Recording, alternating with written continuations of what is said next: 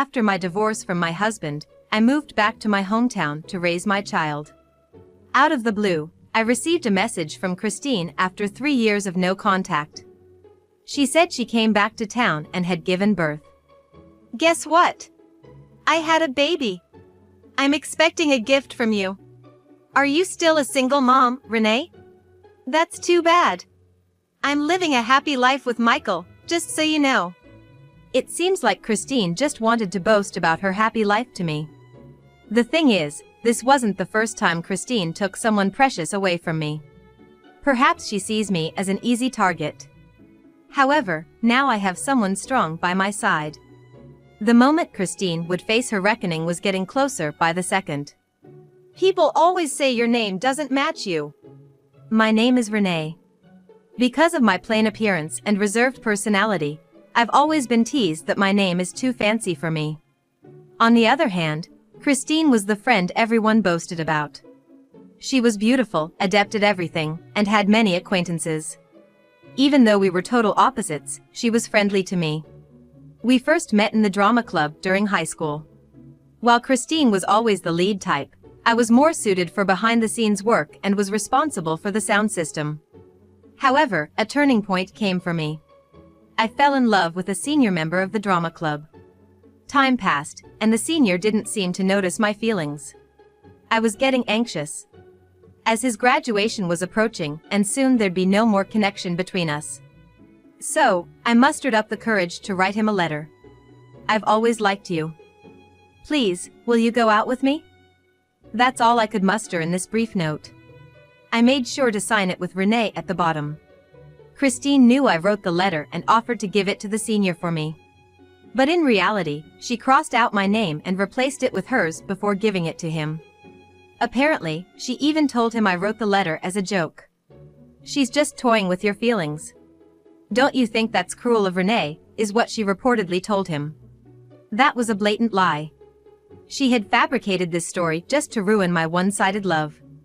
The senior, not knowing the truth, confronted me, saying only I didn't expect this from you, and just like that, my romantic hopes were crushed.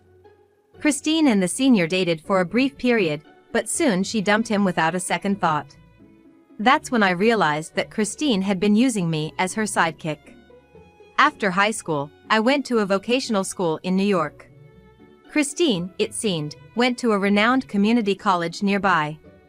After my graduation, I got a job in the music industry. There, I met Michael, who would become my husband. He was a rising star musician, even making appearances on TV from time to time. People thought we were an odd match, but Michael said he was drawn to my simple and genuine nature. We decided to have a wedding. Michael, being the flamboyant type, rented out a luxury hotel in the city, and we had a grand celebration with many guests. Though I'm not one for big events, I braced myself, thinking it's a once-in-a-lifetime occasion. Choosing the guest list for the wedding was tough. I didn't really want to invite Christine after what happened in high school. But since we had many mutual friends, it seemed odd to invite all of them and exclude Christine, so I reluctantly sent her an invite. On the wedding day, Christine made an entrance in a dress so red it could have outshone the bride. She seemed smitten by Michael's musical performance during the entertainment section, making a point to approach him and even cozying up to Michael's friends, apparently trying to get his contact details.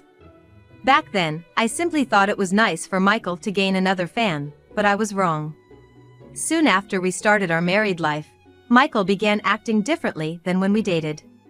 He constantly pushed his extravagant tastes onto me. It was evident when we went shopping downtown. Michael stopped at a high-end brand store.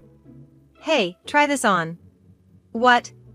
I think even a foreign supermodel would have trouble pulling this off." I reluctantly tried it on, but as far as I could tell from the dressing room mirror, it didn't suit me at all. "Just as I thought, it doesn't fit someone plain like you." I felt as if I was being compared to someone else, and it didn't feel good. Eventually, I became pregnant.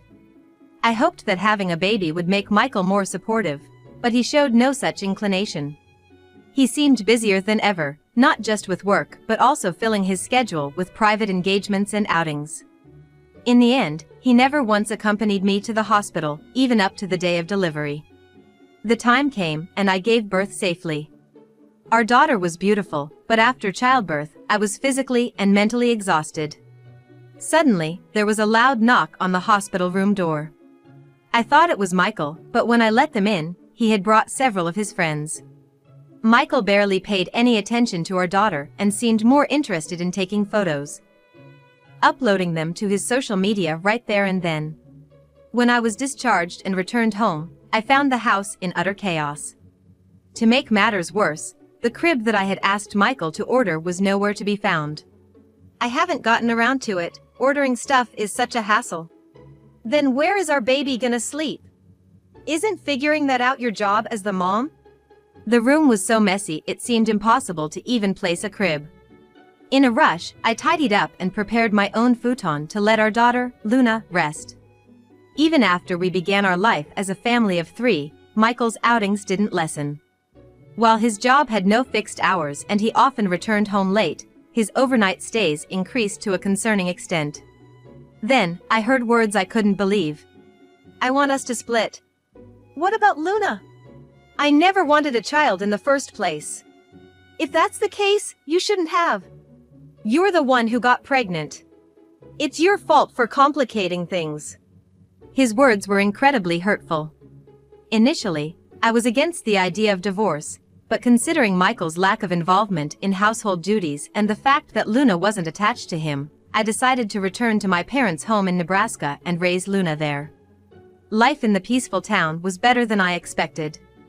My parents thoroughly enjoyed living with their granddaughter, and for the first time, I truly felt the joy of having given birth.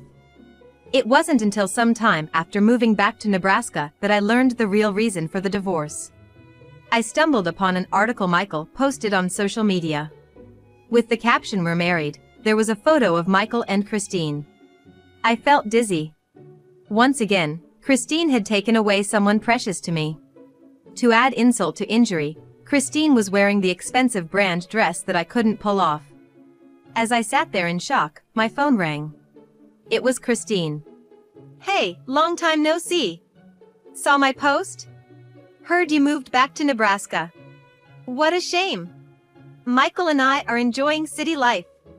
What's the deal with you marrying Michael? Ever since your wedding, we just clicked. Michael's been thinking of me all this time, especially after you got pregnant. So, he was cheating on me? Don't be so stiff. It's your fault for not keeping a tighter hold on your man." True, I had been preoccupied with my pregnancy. But now, I have a beautiful daughter, and I've recovered my health living with my parents. None of your business. But now, I have my irreplaceable and lovely daughter, and I'm gonna be happy. Sounds like a loser's excuse. It's kinda sad. I was so angry I hung up. 3 years passed. A turning point came for me. Luna was now at an age where she could sit quietly, so I took her to see a children's play. After the performance, to my surprise, the director who came out to greet the audience was the same senior from high school. The one Christine had taken from me. After the event concluded, I mustered up the courage to approach him. "Excuse me, you're Matthew from high school, right? And you are?" "I'm Renee. We were in the drama club together. Actually, there was a misunderstanding back then that I'd like to clear up. Would you like to join me for coffee later to discuss it?" Matthew looked puzzled but eventually agreed. At the coffee shop, I had Luna on my lap and explained the past misunderstanding to him. "I see. I always found it odd when Christine broke up with me soon after. I had no idea you felt that way about me." I felt relieved that the misunderstanding was cleared up. "Is this your little girl?" "Yes, she's 3. She seemed to enjoy the play today. She's cute and well-behaved. How about having her join our children's theater group? Do you think she could handle it? I believe she's got the potential, being your daughter." I was skeptical, but I'd been thinking about exposing Luna to more experiences, so I decided to let her attend the theater group as an extracurricular. In no time, Luna became a key member of the group. Meanwhile, I received a marriage proposal from Matthew. "I'd like to support not only our work in the theater but also our life together. I'm confident I can get along well with Luna. My parents warmly blessed our union. I happily accepted his proposal, and the three of us began our new life together. Then, once again, the phone rang. It was Christine. Hello? What do you want? I'm back in town. I had a baby. I'm expecting a gift.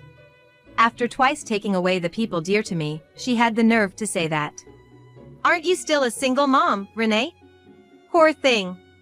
Michael and I are living a happy life together. Did you call just to brag? Well, obviously I want a gift.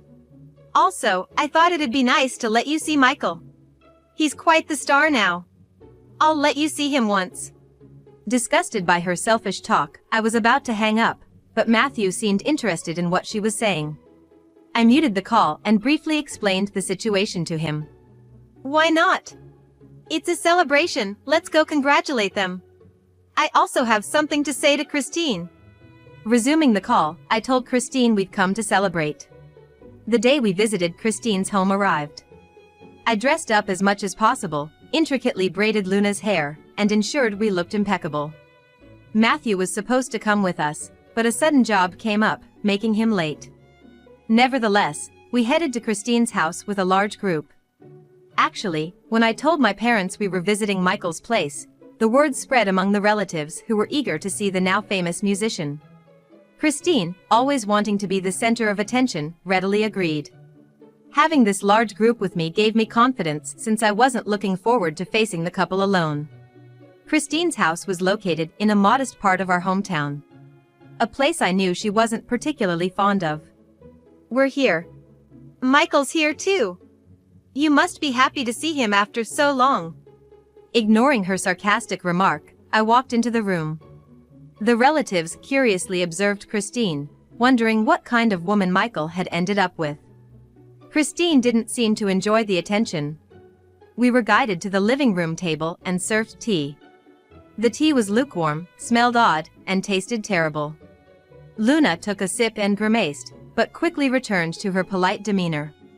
It was moments like this that made me proud of her. It must be tough being a single mom. I hope you find a good husband soon. But you know, someone more on your level. My parents tried to intervene, but I stopped them. It's the same old story, I said audibly to those around. Here's the gift. I had chosen a DVD box set of a popular children's educational show. All parents raising kids in the US would recognize this educational show. It can serve as background noise and entertain the baby once they're a bit older. Thank you for the expensive gift. It must have been a stretch given your financial situation. Perhaps it was Christine's sharp tone, but the baby began to wail loudly. Quickly, Christine played the DVD. A cute theme song began, followed by costumed characters greeting the audience. The main female character was so adorable. Soon after, smaller child characters appeared. Seeing this, Christine's eyes widened in surprise. Is that Luna modeling in this show? Yes. I'm Luna, 3 years old. Our parents, beaming with pride, boasted about their talented granddaughter. Relatives, momentarily distracted from the crying baby, began showering Luna with compliments. Luna's in a children's theater group. She's one of the top members and is pretty busy with TV gigs too. But I enjoy it, so it's all good. We're so proud of how well she's grown up. On the TV, Luna is seen folding laundry and being praised by a mascot. Behind Luna, a plethora of children's toys can be seen, and glimpses of a shining kitchen sink were also visible. That's some detailed set. A TV studio? You should be living in a house this beautiful instead of acting in one. Actually, the filming location was our very own home. Our family's rented house may be old-fashioned, but thanks to our cleanliness-loving parents, it's been thoroughly renovated and looks brand new inside. That's actually our home. What? No way, you can't possibly live in a place like this. Our parents briefly explained about the renovation. We renovated the interior with funds from our parents, and it's even got all the accessibility features, so it's quite safe. Oh, it's a decent house then. Christine's baby continued to cry loudly. She made a clicking sound with her tongue, got up, stumbled over an empty snack wrapper, and reluctantly started to soothe her baby. Being a child actor isn't something just anyone can do. Luna seems to have a real talent for it. Oh, for a single mother, you're doing pretty well. But making your child work to earn a living? Sounds tough. That's a nasty way to put it. I think you owe an apology to everyone doing this kind of work. Besides, just as I was about to spill the beans, the doorbell rang. Christine, looking puzzled, went to answer the door. Seeing a familiar silhouette, I followed her, and sure enough, it was Matthew. Seeing him, Christine seemed to have lost her voice. She stood there for a moment, then whispered, "Matthew." I stood next to him, a bit embarrassed, and intertwined our arms. "This is my husband, Matthew. It's been a while, Christine. Renee invited me, so I thought I'd drop by." Christine looked quite uncomfortable. Still, she couldn't leave him at the entrance, so she reluctantly led him to the living room. "Christine, I've heard everything from Renee. You sure did pull a number back then." "Well, I bet you only thought of Renee as a means to boost your own image. Not only that, but you couldn't stand the thought of her being happy. You're quite narrow-minded. At that time, it was just a playful thought. Toying with people's emotions on a whim is the lowest. I can't trust you as a person.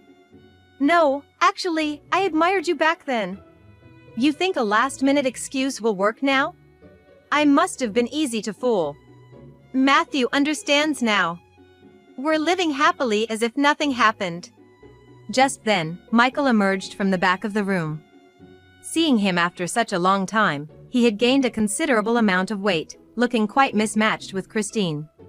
Our parents, sensing the tension, discreetly took Luna away to play. The relatives, recognizing Michael, straightened up, wondering if this was the famous musician they'd heard of. Some even brought CDs, hoping for an autograph.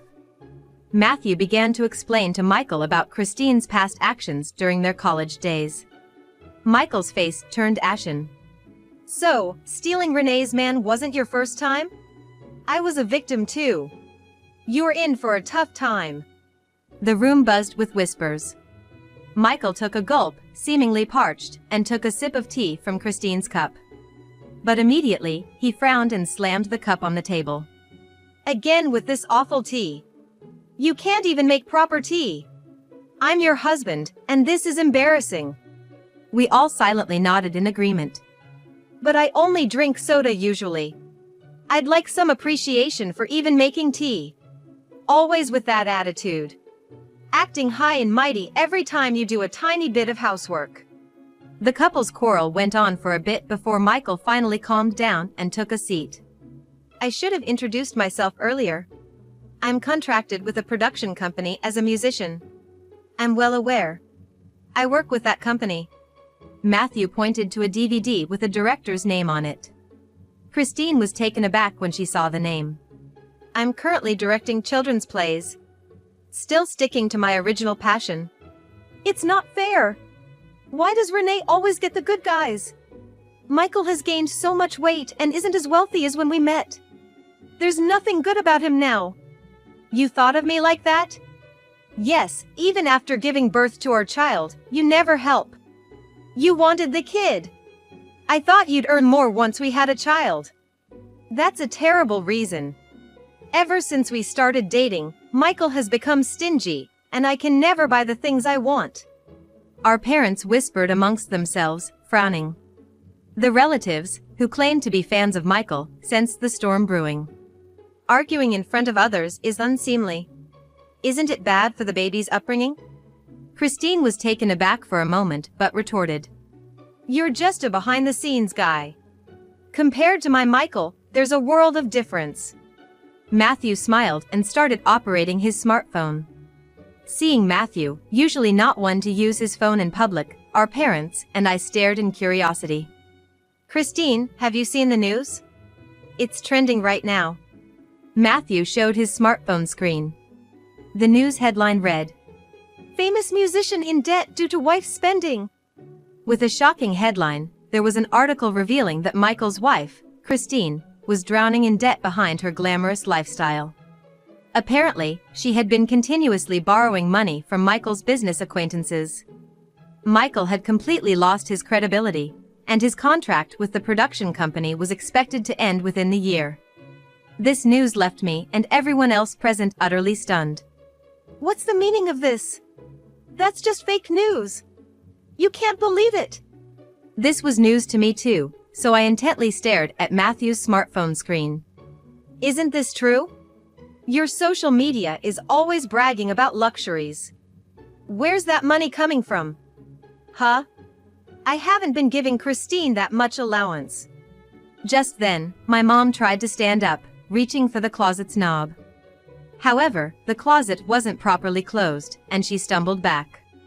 What startled us wasn't about my mom. We were speechless seeing the huge amount of luxury brand items spilling out from the closet. Everyone has these. It's pretty standard. But these items cost thousands of dollars each. You don't even work. There's no way you could afford them with just an allowance. Michael let out a heavy sigh. When I was married to Renee, things were better. Renee was good with money, never complained, and made our life comfortable. Christine is gorgeous, but she barely does housework and constantly orders food and hires help. I knew it was a drain on our finances. You never said that. I told you multiple times. But every time, you'd pretend not to hear and go out. And now, you've gone and embarrassed me to the point of making the news, tarnishing my career. Christine pouted dramatically. Maybe she thought her sulking looked cute, but given the circumstances, it looked rather ridiculous. Indeed, a few relatives even giggled under their breaths. I want a divorce. Renee, how about giving us another shot? You must be joking. I've got the best partner in Matthew. We were married once, I think we could make it work now. Please don't be naive. There's no way I'm getting back with someone who cheated on me during my pregnancy. But Luna is still my child. I think we could become a real family. The ever-patient Luna finally spoke up. Who's this man? I like my current dad. Luna feels the same. Too bad for you. Our parents were also nodding with big smiles. I can't believe it. Why does Renee end up being happier in the end? Maybe it's a matter of effort. I think the reason I met Matthew and Luna was because of my consistent efforts in studying sound design since college. The only thing you've bragged about is your husband, you don't have anything of your own. That's right, it's because you always relied on me. After today, I'm never seeing you again. We'll settle our divorce through lawyers. I'll also have you repay every cent you've taken. That's impossible. We have a baby. No ifs, ands, or buts. The couple's exchange escalated into a heated argument, so we left their house, leaving behind a DVD with Luna on it. Even after closing the front door, Christine's cries and Michael's shouts could still be heard. The relatives who had come along commented on how terrible the private lives of celebrities could be and dispersed. Even after visiting their home, Christine's calls never stopped. Hey, Renee. We're best friends, right? Can you lend me some money? After all this, you have the audacity to ask? I don't have a penny for you. Please, don't say that. Michael's demanding alimony, and all the people I borrowed money from are pressuring me. You're the only one I can turn to. It wasn't a far-fetched story. I told our mutual friends everything that happened at Christine's home. Everyone was shocked and decided to cut ties with her. After the news broke, Christine's social media went viral, ironically achieving its highest ever views. As the saying goes, there's no stopping the rumor mill. It seemed that the relatives who witnessed Christine's lifestyle firsthand also played a part in spreading the gossip. Being a single mother is tough. I'm juggling multiple part-time jobs just to get by. I'm living at my parents' house out of their pity, and I feel so ashamed. Isn't that your own doing? All the consequences of your past actions are catching up with you now. Don't be so cold. What about the way you treated me? Wasn't that terrible? I regret it. Please forgive me. I have no obligation to forgive you. Stop contacting me. Ignoring Christine's tearful pleas, I ended the call and promptly blocked her number. I should have done this from the start. Despite feeling disgusted with my own gullibility, I felt like a weight had been lifted off my shoulders. On the other hand, our family was living happily every day. Luna was handling child actress roles at her own pace and even expressed her desire to become an actress in the future. I'm always amazed by her brightness and intelligence. Matthew is very cooperative with household chores and childcare, and values his family time despite his busy work schedule. With the support of my parents, I am enjoying the journey of raising our child. We dream of creating a play together as a family of 3 someday, and we plan to continue being a close-knit family.